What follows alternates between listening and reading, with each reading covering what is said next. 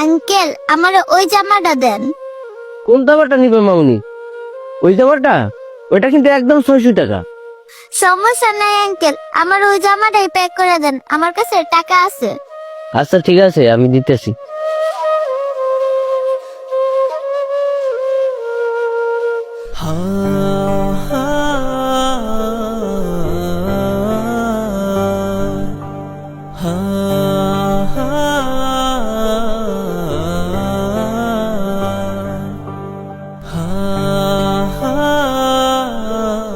এই যে লও মামুনি।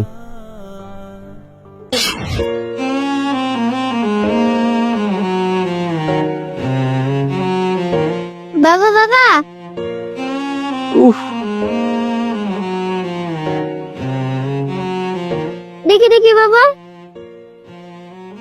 তোমাকে না কতদিন বলছি এক জোড়া জুতা কিনো, তুমি তো আমার কোনো কথাই শোনো না। মেয়েটাকে যে কিভাবে বুঝাই, এখন যদি আমি এক জোড়া জুতা কিনি তাহলে এই ঈদে মেয়েটাকে একটা নতুন জামাও কিনে দিতে পারবো না। বাদ দে রে মা, তুই জানি কি বলতে আসছিলি? বাবা এবারে আমার সব বান্ধবীরা নতুন জামা কিনে ফেলছে, তুমি আমাকে টাকা দাও, আমিও নতুন জামা কিনবো। আচ্ছা ঠিক আছে।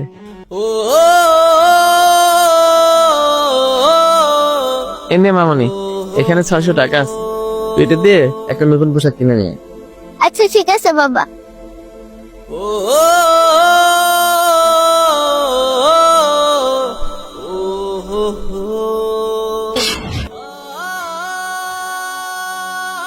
আঙ্কেল আমি এই জামাটা নেব না, আপনি জামাটা রেখে দেন। কেন মামুনি, ওই জামাটা নিবে না কেন? আঙ্কেল টাকাটা না আমার অনেক প্রয়োজন। আচ্ছা ঠিক আছে মামুনি। আচ্ছা আঙ্কেল।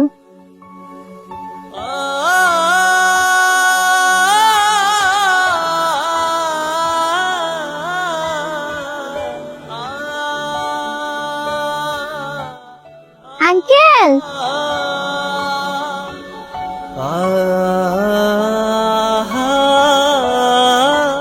কি মামুনি, তোমার কিছু লাগবে? আঙ্কেল আমাকে ওই জুতাটা দেন।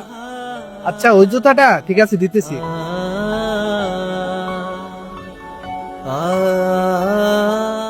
দেখো তো মামুনি, এই জুতাটা কিনা? হ্যাঁ আঙ্কেল এই জুতাটাই। এই জুতাটা নিলে একদম 450 টাকা রাখা যাবে। আচ্ছা ঠিক আছে আঙ্কেল, এই নেন টাকা আর জুতাটা প্যাক করে দেন। আচ্ছা ঠিক আছে, দিতেছি।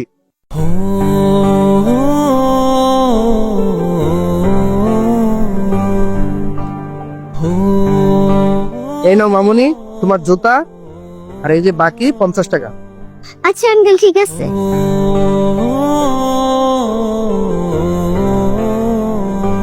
বাবা কিরে মা, তোর নতুন জামা কেনা হয়ে গেছে? না বাবা, আমি তোমার জন্য এক জোড়া জুতা আনছি। বাবা দেখো তো জুতোগুলো তোমার পছন্দ হয়েছে নাকি? মারে, তুই আমার জন্য শুধু শুধু জুতা আনতে গেলি কেন? আমার কাছে তো আর কোনো টাকা নেই, আমি তো তোকে ঈদে আর নতুন জামা কিনে দিতে পারবো না। না বাবা আমার নতুন জামা লাগবে না, আর আমি নতুন জামা পরে কোথায় বাজাবো? আমার এই পৃথিবীতে তো তুমি ছাড়া আর কেউ নাই। আর বাবা তুমি যদি এবারে এই জুতাটা পরে ঈদ করো, আমি নতুন জামা পরে যতটা না খুশি হতাম তার থেকে অনেক বেশি খুশি হব। আল্লাহ, তুমি আমাকে এই কেমন ধৈর্যের পরীক্ষায় ফলাইলা। এই ঈদে আমার মেয়েটাকে একটা নতুন জামা কিনে দিতে পারলাম না। মারে,